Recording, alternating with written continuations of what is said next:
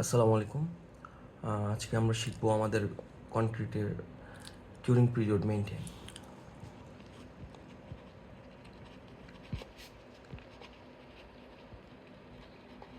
curing period সাধারণত আমরা কনক্রিটের ক্ষেত্রে 3 ডেজের ক্ষেত্রে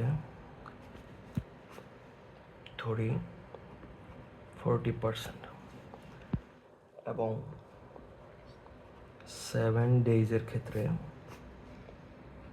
ধরি 65% এবং